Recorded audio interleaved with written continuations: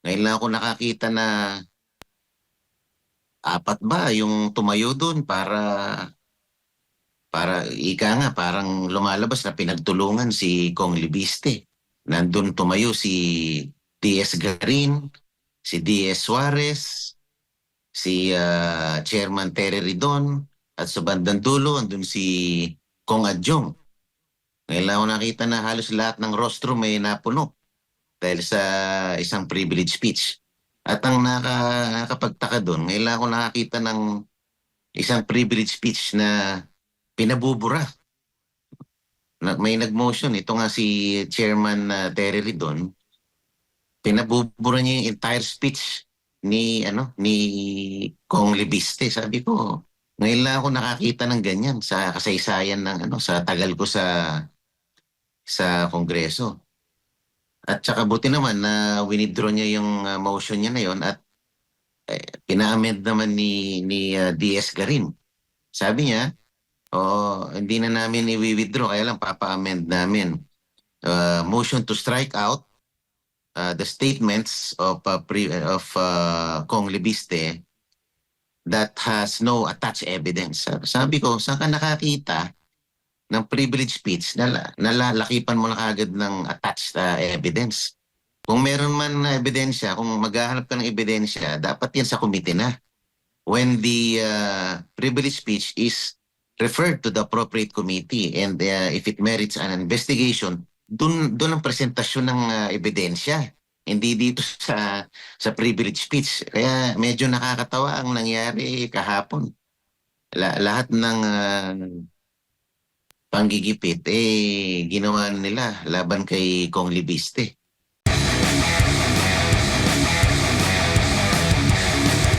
So, maaari din po bang kinukonsidera o tinitingnan na inaamoy din ang kasi may petisyon laban po dito sa impeachment, no? Diyan sa Korte Suprema, maaring kinukonsidera din ba nila ito na timbangin kasi baka pagboto nila kung hindi naman matutuloy, mas lalo silang may ipit dahil mariresbakan din sila talaga ng mga supporter ni Vice President Sara Duterte po. Ayun nga, kailangan timbangin nilang mabuti.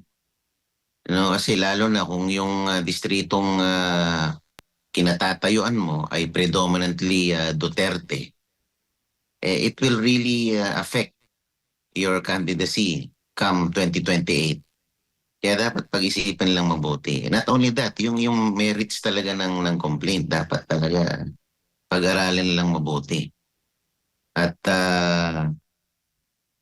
mahirap kasi yung complaint na lalagyan mo lang ng laman pero na-file mo na yung complaint. So hindi pwedeng ganoon dapat talaga tama yung sinasabi ni NUP President Ronnie Puno na kailangan a complaint should be backed by strong evidence. Pero kung naghahanap ka pa lang, naghahagilap ka pa lang sa hearing, doon pa lang it's an indication na talagang mahina ang iyong complaint. Opo, pero ito po ba ay paglabag din po sa ethics ng isang kongresista po, Kong? Kasi naalala ko dati, nung unang hain po ng impeachment, marami mga bumoto. Pero marami din pong nagsilabasan ng mga videos during campaign na nagpapaliwanag sa kanilang mga constituents kung bakit sila na bumoto pabor sa impeachment. Kasi baka mawalan sila ng pondo nga.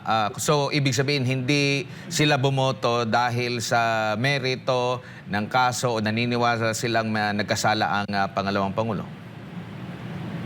Una-una pa lang, Edmar, mali na yung yung papakialaman mo yung release ng pondo. Kasi binawal na yan ng Supreme Court dun sa PDAF ruling nila.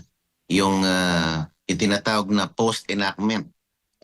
Pag yan ay lumabas na sa GAA, pinirmahan na ng Pangulo, at meron ng nakalagay doon kung saan nakalaan ng pondo, dapat di mo na pinakikialaman. Kasi yun yung tinatawag na post-enactment. Pagka lumabas na ang GAA, wala ka nang pakialam doon. Kung ano ang nakatakda na kalalagyan ng pondo na yon, hindi mo na pwedeng galawin yon o ihinto ang pag-release nun kasi unconstitutional yun. post-enactment ang tawag doon. Unlawful ang pakikialam mo sa pondo kapag ito ay lumabas na sa GAA. Doon pa lang ano na may mali na eh. Hino-hostage mo yung pondo para ah, pang-arm twisting mo doon sa isang legislator. Doon pa lang mali na. May mali na sa proseso. Opo, dito po sa issue ng korupsyon na sinasabing umabot na sa trilyong piso ang nawala sa pera ng taong bayan na nabulgar at marami na pong mga akusasyon sa mga kung sino-sino ang posibleng mga mastermind o nasa likod po nitong massive corruption. Nakikita niyo po ba na hindi nagiging priority ito ngayon, though mas malaki ang involved na pera, ang pinag-uusapang pera kumpara dito sa impeachment congressman, or nakikita niyo rin ba na panglihis lang na talaga itong issue din na ito? Kaya nga, you can see the stark contrast eh. Itong sa flood control scandal, trilyonan ang pinag-uusapan. At saka talagang merong mga statements, may mga sworn affidavits na talagang sila ay nag-deliver ng pera. Meron talagang first-hand account. Dito naman sa impeachment ni Vice President, wala naman kahit yung mga bank transactions, wala silang maipakita na transaksyon na talagang yung sinasabi nilang confidential funds ay personal na pinakinabangan ng ating Vice President. Itong sa flood control, talagang may delivery, may mga aktor, may mga litrato pa ng mga pera. No, may mga ex-marines pa na talagang who attested na talagang sila pumunta sa mga bahay-bahay ng mga kinaukulan para maghatid ng pera. Ito kay Vice President, wala eh. There's no direct linkage. Walang direct linkage. Opo. Kong, huli na lang pong topic po mula sa akin. Ang dalawang kongresista na kasamahan nyo rin po dyan sa Kamara, matapang po na talagang tumutuligsa. No?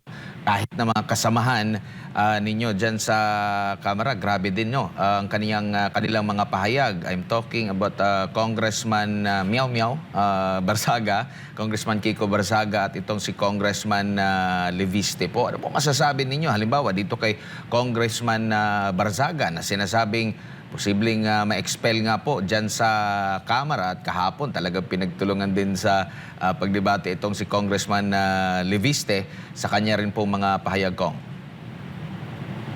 Kaya nga, kahapon nandun din ako. Ako sana isa rin sa mga mag-interpolate kay Kong Libiste. Pero ewan ko, ngayon lang ako nakakita na apat ba yung tumayo doon para ika nga parang lumalabas na pinagtulungan si Kong Libiste. Nandun tumayo si D.S. Garin, si D.S. Suarez, si Chairman Terry Ridon, at sa bandang dulo andun si Kong Adjong. Ngayon lang ako nakita na halos lahat ng rostro may napuno dahil sa isang privilege speech. At ang nakapagtaka doon, ngayon lang ako nakakita ng isang privilege speech na pinabubura. May nag-motion, ito nga si Chairman Terry Ridon, pinabubura niya yung entire speech ni Kong Libiste. Sabi ko, ngayon lang ako nakakita ng ganyan sa kasaysayan ng sa tagal ko sa Kongreso. At saka buti naman na winidraw niya yung motion niya na yon at pina-amend naman ni DS Garin.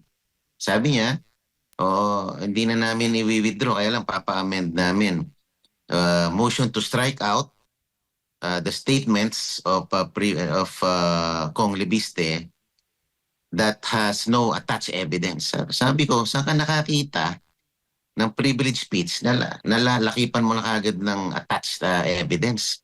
Kung meron man na ebidensya, kung maghahanap ka ng ebidensya, dapat yan sa committee na. When the privilege speech is referred to the appropriate committee and if it merits an investigation, doon ang presentasyon ng ebidensya. Hindi dito sa privilege speech. Kaya medyo nakakatawa ang nangyari kahapon. Lahat ng panggigipit, ginawa nila laban kay Kong Libiste. Opo, which is, yan po yung nakita natin noon. Hindi ho ba, yung every time may magsasalita po na isang kongresista, lalo na laban po sa mga Duterte, kaagad-agad, kinabukasan o ilang araw ay magkakaroon ng investigasyon. Pero iba dito sa kaso ni Congressman Liviste. At may panawagan nga siya dahil nga iba-iba na yung mga sinasabi para magkalinawan na ay magkaroon ng investigasyon. Payag ho ba yung mga kongresista doon sa kanyang hamon dyan sa Kamara? Sabi nga ni Madjo Sandro Marcos kagabi, kung kailangan mo mag-privilege speech ulit, hindi kita pipigilan, sabi niya. Sana magtotoo sila sa kanilang mga pahayag. At kung talagang seryoso sila, gawin nilang full-blown inquiry ito para maliwanagan. Gusto naman nila, doon pala sa privilege speech, meron nang nakatouch na evidence. Paano ba mangyayari yun? Kino-constrain nga nila yung time limit sa pagde-deliver ng privilege speech. Gusto nila 10 minutes lang. Kasama na interpellation. Sabi ko, this is impossible. This is very restrictive tong ginagawa nyo. Privilege speech pa lang kulang na 10 minuto. Isasama nyo pa yung mga gusto mag-interpellate. Sabi ko, ito lang yung tanging kongreso na talagang pag dissenting ang inyong boses, talagang pipigilan ka or puputulin ka. Dati, ako naging chief of staff ako dyan, Edmar, for a number of congresses. Talagang yung minority, they are given the full latitude to speak. Minsan kahit inaabot ng 2 oras, magsasalita sila. Unlimited ang kanilang oportunidad para magsalita. Pero ngayon, bakit ganito? Parang wala nang karapatan magsalita ang mga miyembro ng minorya na talagang sinisila ang aming karapatan para magsalita. Hindi pa nangyari ito. Para bang ang lumalabas? Wala ba kayong kakayahan para magbigay ng rebuttal sa aming mga sinasabi? Hindi nyo malabanan, hindi nyo ma-counter ang aming sinasabi, kaya gusto nyo na lang putulin ito. Yun po ang lumalabas Parang hindi nila kayang sagutin ang aming mga sinasabi, kaya mas ninanais na lang nila na putulin o pigilan ang aming pagsasalita. Pero kung interesado ho ba yung karamihan po o yung mga nagsasalita po dyan doon sa pagkakaroon ng investigasyon laban nga dito sa Executive Secretary pa at isang kasamahan pa ninyong kongresista dyan? Kung talagang seryoso sila, Edmar, kailangan itayo kagad nila yung investigasyon na to. Yung nga lang yung nga lang Committee on Infra dalawa lang na hearing, bigla na nilang pinutol. Kasi natapos lang sila kay Diskaya, yun lang. Hindi na nila pinagpatuloy dahil meron na daw ICI. Pwede namang tumakbo ang investigasyon ng House. Pwede tumakbo ang investigasyon ng Senado in parallel to the ICI investigation. Ba't di nila ginawa yun? So kung talagang seryoso sila dyan sa mga pahayag ni Congressman Libiste, kailangan ito magsagawa na agad ng investigasyon at malaman kung sino talaga yung nagsasabi ng kasinungalingan sa katotohanan. Lalabas lahat dyan sa investigasyon. Kaya lang, baka pagtulungan na naman nila si Kong Libiste sa komite. Opo. Opo. Dito tayo sa isa pa, yung dalawa pang kasamahan po ninyo dyan sa Kamara. Kasi nabanggit po ng Ombudsman itong si Congressman o dating Speaker Martin Romualdez at si Zaldico bilang mastermind umano sa flood control anomaly. Gaano ho ba kabigat na implikasyon po nito dyan po sa Kamara, lalo na po sa mga kongresista? Sa akin, isang malaking development ito na supposedly coming from an ally sa mismong ombudsman nangyari na sinasabi niya na ang talagang masterminds ng flood control scam na ito ay ang dating speaker at si dating Appropriations Chair Saldico. Hindi ko alam kung mabubulabog ba ang House leadership dito.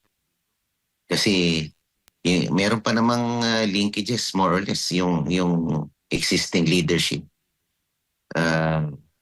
Diyan pa rin si Majority Leader Sandro Marcos na pamangkin ng dating speaker. Hindi ko alam kung paano nila tatanggapin ito, pero sana ay maging bukas palad sila kung ano man ang investigasyon na isusulong dito. At sana maging makatotohanan ang sinabi ni Senator at Blue Ribbon Chair Ping Lacson na ituloy ang investigasyon ng Blue Ribbon patungkol dito para matuntunan natin ang totoong mga masterminds dito sa flood control scam na ito. Opo. Si dating Speaker Martin Romualdez ho ba, kung nakikita, present ba dyan sa Kamara? Nakikita ho ba ninyo siya? Hindi madalas. Hindi madalas. Nakita ko siya last February. Pero itong mga nakaraang linggo, hindi ko siya nakikita. Opo. Pero nananatiling malakas pa rin ho ba yung kanyang partido dyan? Hindi ko rin masabi, Edmar, kasi nagkakaroon na nga ng lipatan sa mga ibang partido eh. Opo. Ang alam ko, ang lakas nabawasan na rin, naglipatan sa ibang mga partido. Humina na. It seems na it has shrunk in numbers kasi dati they were the predominant party Opo. alongside the Partido Federal, pero parang they are dwindling in numbers. Opo. Huli na lang. Yun ang narinig ko. Opo. Kung huli na lang, yung issue ng palit liderato, hindi naman po yun totoo. Ano ba, gaano ba yan ka totoo yung ganung mga balita? There were talks about it na naririnig ko. Kaya lang, tingnan mo ito, Edmar, no? Halimbawa, sabi nila, by Monday, the leadership, sabi nila, might secure more than 106 votes, sabi nila. At ang naririnig ko lang, ito ay naririnig ko lang naman pag ako'y nasa lounge lang, pag ako'y nakikipag-usap sa mga kapwa kongresista, they might achieve more than 106, sabi nila. Baka daw mga 120 pa sabi nila. Pero kung tutusin mo, itong 120, out of 317 total House members, this number constitute a less than the half of the total House members. Kahit makuha nila to, paano yung remaining na hindi boboto? Itong remaining na hindi boboto could pose a challenge to the House leadership. Hindi ba? Opo. Pwedeng maging threat to sa kasulukuyang liderato. Paano pag sinabi, itong mga hindi boboto, puputulin ng ang mga pondo, mga proyekto, hindi i-release. Ano na lang ang mangyayari? Diba? Lalong-lalo na, itong hindi boboto ay this constitutes the majority of House members versus the 120 or so na boboto daw ng yes. So, makikita mo dyan yung dynamics later on kung ano ang mangyayari. Wala akong sinasabing magkakaroon ng pagpapalit, no? Pero medyo magkakaroon ng imbalance, kumbaga, after the voting. Opo, opo. Siguro kung yung mensahe sa ating mga kababayan nanonood, nakikinig ngayon, alam naman natin, nasa gitna po tayo ng krisis at natutugunan pa ba yung mga pangangailangan, yung mga pangunahing issue bukod dito sa impeachment dyan sa Kamara? Sa akin naman, Edmar, meron ding mga hearings na isinasagawa sila, halimbawa yung lead committee na sinasabi para tugunan daw yung existing crisis. Pero nananatiling puro lang pagdidinig. I want concrete and actions, tangible actions na dapat nararamdaman ng mamamayan. Clear, decisive actions on the part of the executive, specifically the president. Dapat makita sa kanya yung yung palasakit sa kanyang mga kababayan. Doon pa lang sa kanilang mga cabinet secretaries parang hindi mo makita yung yung awa sa mga tao sa paghihirap na kanilang dinadanas. Tulad ng napapanood ko yung pahayag ni DOE Secretary Garin na volatile daw ang nangyayari sa Middle East, ganyan. So parang wala siyang pakialam. Lumalabas na wala siyang pakialam na we are everything here is beyond our control, sabi niya. Lalong-lalo na with the oil deregulation law, sabi niya. Parang hindi mo nakikita yung yung palasakit, yung ikaw ang tinaguri ang DOE secretary, dapat you impose, gumawa ka ng paraan para yung paghihirap ng mga mamamayan maibsan. Hindi yung parang lumalabas depende yan sa market dictates depende rin yan sa tweet ni Donald Trump. Pag sinabi niya nga atake siya, ayun na naman, gagalaw na naman ng Ano ba yan? Parang wala tayong makita man lang na tayo ay nalulungkot. No? Kita natin na tayo may pakialam sa pakiramdam ng mga mamamayan dahil hirap na sila. Dito pa lang sa mga kabinete, makikita mo, meron ba silang pagmamahal sa mamamayan?